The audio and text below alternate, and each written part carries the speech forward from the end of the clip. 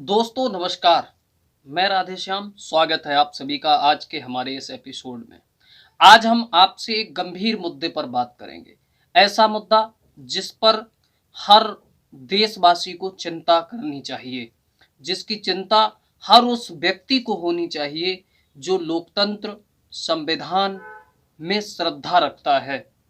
क्योंकि जब भी देश में कहीं किसी कोने में ये आवाज उठती है कि संविधान बदला जाना चाहिए, संविधान में ये कमी है, संविधान अब दोबारा बनना चाहिए, संविधान की समीक्षा होनी चाहिए, तो ये आवाजें अभी तक अधिकतर ये देखने में आया है, जो ये आवाजें उठी हैं उनमें 99% से ज़्यादा मामले उन लोगों के द्वारा ये आवाजें उठी हैं जो बैकडोर से कहीं ना कहीं भारतीय जनता पार्टी को सपोर्ट करते हैं। वो या तो आरएसएस से जुड़े हुए लोग होंगे, बजरंग दल के होंगे, विश्व हिंदू परिषद के होंगे। कहीं ना कहीं उनका जो मूवमेंट होगा वो ऐसा ही होगा कि जिससे भारतीय जनता पार्टी को मजबूत किया जा सके। बैकडोर से वो लोग उसके पीछे खड़े होंगे। और हमेशा से ये देखने को आया है, जब भी संविधान विरोधी लोगों की जो मानसिकता है, जो संविधान विरोधी, ऐसे लोगों पर जब भी कोई पार्टी, कोई राजनेता या समाज का कोई वर्ग जब हमला करता है तो भारतीय जनता पार्टी भी उन लोगों के पीछे ठीक उसी तरह मजबूती से खड़ी हो जाती है जिस तरह से ये संगठन भारतीय जनता पार्टी के पीछे खड़े हो जाते हैं। लेकिन अभी तक जो आवाजें उठती थीं वो छोटी छोटी गलियों से उठती थीं। कहने का मतलब है, कोई छुटभैया उठाता था, कोई बजरंग दल का नेता किसी ने अगर कुछ कह दिया, किसी छोटे मोटे नेता जो भी इधर उधर कहते फिरते रहते थे अपना, उनसे बहुत ज़्यादा प्रभाव पड़ता नहीं था। चिंतित होने की बात नहीं थी। चिंतित होने की बात इसलिए नहीं थी क्योंकि हम भी ये समझते थे कि इनकी ताकत नहीं है कि संविधान बदल दें। लेकिन इस बार जहां से आवाज उठी है उस बात पर चिंतित होने की आवश्यकता है। इसलिए चिंतित होने की आवश्यकता है इस बार जो आवाज उठी है वो सत्ता के सिंहासन के इर्द गिर्द जो राजा के आसपास जो प्यादे होते हैं, उन प्यादों में से एक बोला है कि संविधान दूसरा बनना चाहिए, नया बनना चाहिए, हमें नया संविधान अपनाना होगा। जी हाँ, इस बार जो आवाज आई है वो लुटियंस जोन से आई है, लुटियंस दिल्ली से आई है, और इसीलिए ये चिंता का विषय है।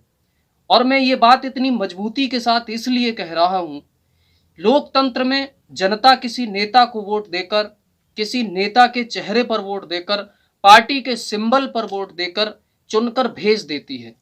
वो जनता ये सोचती है कि हमारा नेता हमारे लिए नीतियां बनाएगा, हमारा नेता हम पर शासन कर रहा है।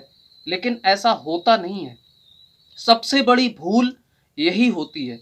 देखने में तो यही होता है प्रायः कि नेता ही मुख्यमंत्री बनता है, नेता ही प्रधानमंत्री बनता है, नेता ही विधायक, सांसद और मंत्री बनता है।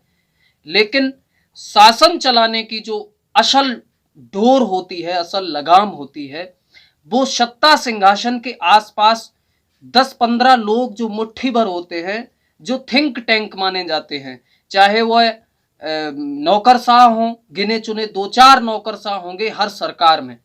हर पार्टी का कोई जब मुख्यमंत्री हो, प्रधानमंत्री हो, तो आप गहराई में जाके नजरें गड़ाइए और देखिए कि ये मुख्यमंत्री, ये प्रधानमंत्री किस नौकरशाह पे सबसे ज्यादा भरोसा करता है।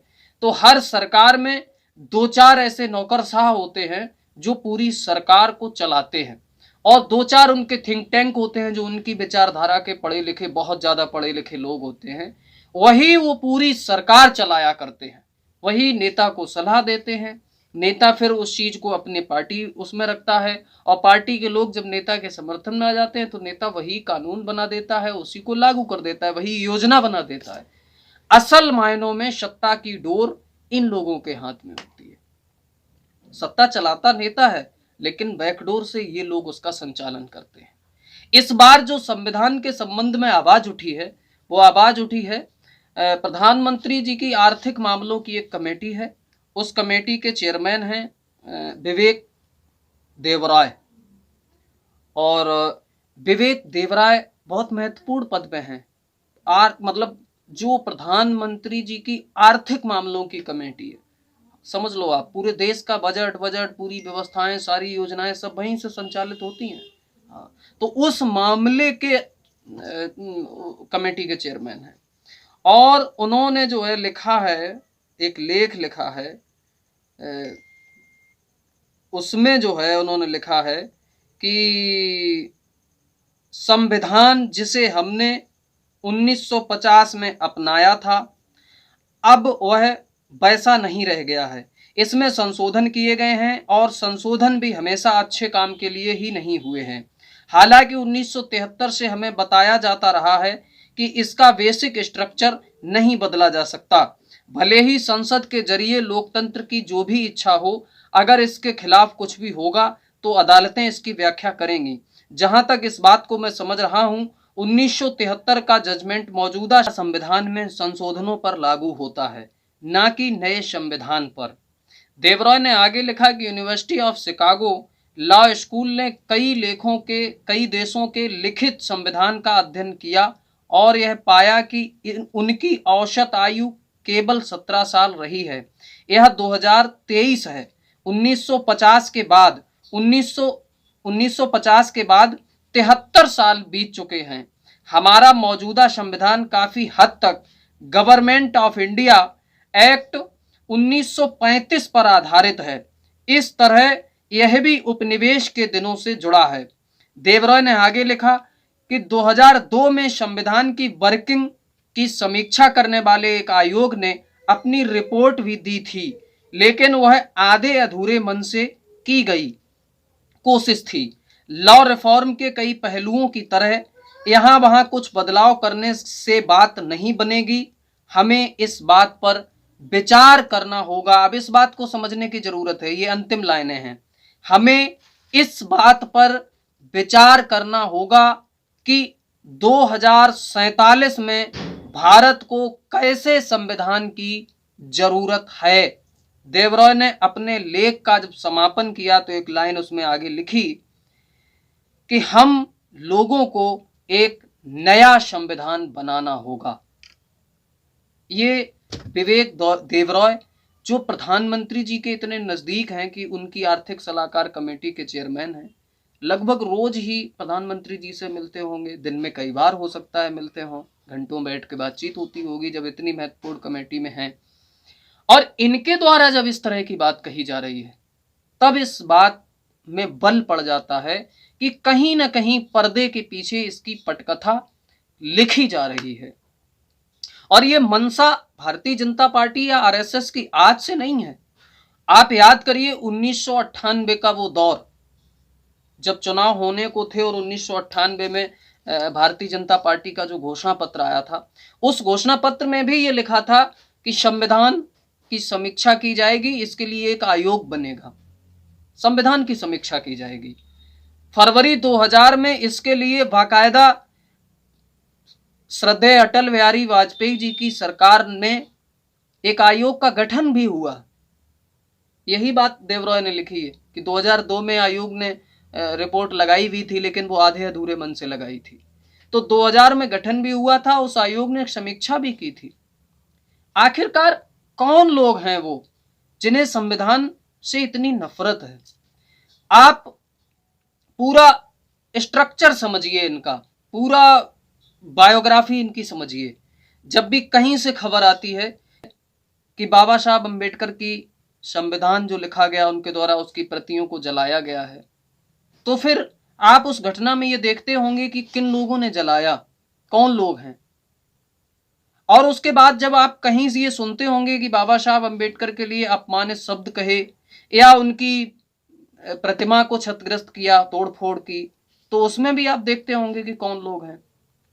ये जो पूरा एक पटकथा लिखी जा रही है, ये भारतीय जनता पार्टी की पुरानी आदत है कि शांत ठहरे हुए जल में पहले कंकड़ फेंको, लहरें उत्पन्न करो, और फिर अब ये एक बड़ी जगह से बात निकल के आई है, अब इसकी चर्चा छोटे छोटे मंचों पे होगी।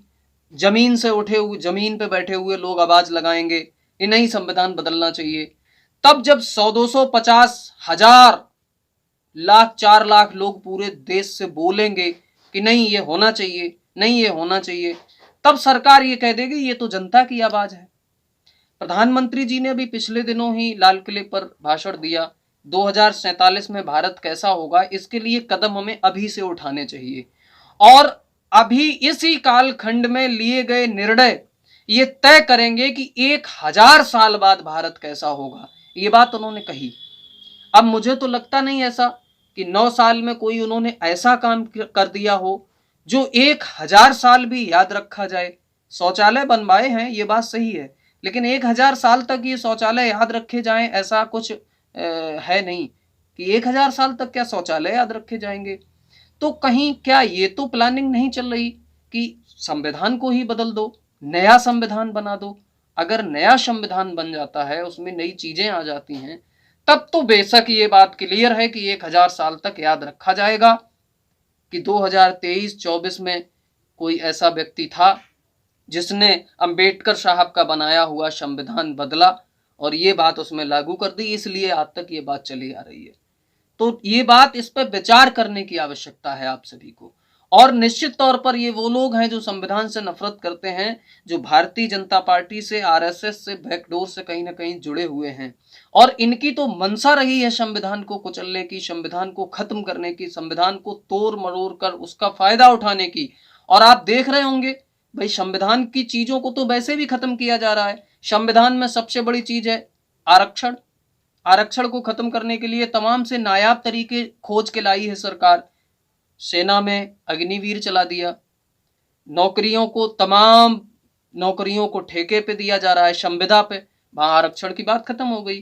तमाम सी संस्थाएं हैं उनका प्राइवेटाइजेशन किया जा रहा है, आरक्षण की बात खत्म हो गई। तो जब भी इस तरह के कोई काम होते हैं तो आरक्षण तो वैसे भी खत्म कर रही है भारतीय जनता पार्टी, अब ये पूरा संविधान ही खत्म करना चाहते हैं, दूसरा संविधान। ये अब ये बात हम तो कह नहीं रहे, ये बात विवेक देवरॉय कह रहे हैं, जो सरकार के इतने नजदीक हैं, इतने भरोसेमंद हैं। तो कहीं ना कहीं ये बात जाहिर हो रही है कि ये बात विवेक देवरॉय ने कही नहीं है। विवेक देवरॉय की हिम्मत नहीं है कि वो ये बात कह दें, क्योंकि वो जानते हैं इस देश में संविधान को मानने वाले बहुत लोग हैं और उनके ऊपर ये मामला भारी पड़ सकता है। लेकिन सरकार ने ये बात कहलवाई है, इस बात के पीछे कोई और खड़ा है, और जो खड़ा है उसकी मंशा क्या है?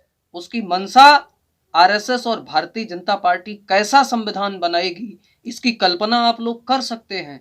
इसलिए ये लोग, अब मैं इस बात का, मुझे कोई लाग लपेट के कहने की जरूरत नहीं है कि ये लोग देश के संविधान के लिए खतरा हैं, और वो संविधान जो लोकतंत्र का धर्म ग्रंथ है। अगर आज कोई ये कह दे, अभी स्वामी प्रसाद मौर्य जी ने कह दिया था, कितना बवाल हुआ था, उन्होंने कह दिया रामचरितमानस को संशोधन करने की आवश्यकता है, तो इस पर तो बवाल हो गया। अरे भाई, वो इतने साल पुराना संविधान तो अभी 75 साल पुराना हुआ है, 73 साल पुराना, उसमें तो कितने संशोधन हो चुके हैं, हर रोज नया संशोधन करता है वो हर आदमी जो बहुमत में आ जाता है, और मोदी सरकार कितने सारे संशोधन कर चुकी है। तो उसमें संशोधन किया जा सकता है, उसमें संशोधन नहीं किया जा सकता है, वो तो कितनी पुरानी पुस्तक है। अगर वो मांग कर दी तो उनके खिलाफ कौन लोग खड़े हो गए थे? उनके खिलाफ वही लोग खड़े थे जो आज संविधान में संशोधन करने की बात कर रहे हैं, और वो उसमें संशोधन करने की बात नहीं कर रहे हैं, उसमें कह रहे हैं उसमें संशोधन नहीं हो सकता है, वो तो देवलोक से उतर के आई है पुस्तक। तो ये संविधान भी लोकतंत्र का धर्म ग्रंथ है। अगर इस पे किसी ने कमेंट किया है तो सरकार जो बार बार ये दावे करती है, सरकार, जिस सरकार में बैठे हुए कुछ लोग ये दावा करते हैं कि ये सरकार संविधान से खेलने वाले लोगों को नहीं बख्शेगी, हर उस व्यक्ति के खिलाफ सरकार कार्रवाई करेगी, बुलडोजर चलाएगी, जो संविधान से खेलेगा, कानून से खेलने की कोशिश करेगा, उसके ऊपर बुलडोजर चलेगा। तो देवरॉय ने तो पूरे संविधान को ही नष्ट करने की बात कह दी है, इसके ऊपर कब बुलडोजर चलेगा? कब इसके खिलाफ लिखा पढ़ी में गिरफ्तारी होगी इसकी, कब इसके खिलाफ मुकदमा लिखा जाएगा? ये वो लोग हैं जो देश के संविधान के लिए खतरा है, इस देश के 85% लोगों के लिए खतरा है। इसलिए ऐसे लोगों को तुरंत इनके खिलाफ मुकदमा कायम होना चाहिए। और मैं तो कहूंगा बहुजन मूवमेंट चलाने वाले उन तमाम लोगों से जो संविधान को सुरक्षित रखने में अपना महत्वपूर्ण योगदान देते हैं, और वो उन लोगों से मैं कहूंगा, अपील करूंगा इस वीडियो के माध्यम से कि आप लोग सुप्रीम कोर्ट जाइए, PIL फाइल करिए और ऐसे लोगों के खिलाफ जब तक जजमेंट नहीं होंगे, ऐसे लोगों को जब तक सजा नहीं मिलेगी, तब तक ये सपोले आस्तीन में छुपे हुए इसी तरह से हमारे आप को डसते रहेंगे और ये जहर फैलाते रहेंगे समाज में। इनको तुरंत कंट्रोल करने की आवश्यकता है और ऐसे लोगों से सावधान रहने की आवश्यकता है जिनकी सरपरस्ती में ये विषैले नाग अपना फन उठाते हैं। तत्काल इनके फन को अगर न कुचला गया तो ये देश के संविधान के लिए खतरा है, देश की आबादी के लिए खतरा है। और ऐसे लोगों के हाथ में सत्ता रहने का कोई हक नहीं बच जाता जो संविधान को बदलने की बात करते हो। इसलिए 2024 आने वाला है, सोच समझ के वोट करिए और ये समझ के वोट करिए क्या आपको नया संविधान चाहिए। जो लोग नए संविधान के पक्ष में हों वो तो उन लोगों को वोट दे सकते हैं जो देवरॉय के सरपरस्ती हैं, देवरॉय के संरक्षक हैं। लेकिन जिन लोगों को लगता है कि उनके जीवन में बाबा साहब अम्बेडकर का संविधान बहुत जरूरी है, वो लोग ऐसे लोगों को बिल्कुल वोट ना करें जिनके शागिर्द संविधान बदलने की मंशा रखते हैं। बहुत बहुत धन्यवाद, बहुत बहुत शुक्रिया, नमस्कार। हमारा निवेदन है कि हमारा वीडियो अगर आपको पसंद आया है तो लाइक करिए, शेयर करिए, कमेंट्स करिए और हमारे चैनल को सब्सक्राइब करिए। धन्यवाद, शुक्रिया, नमस्कार।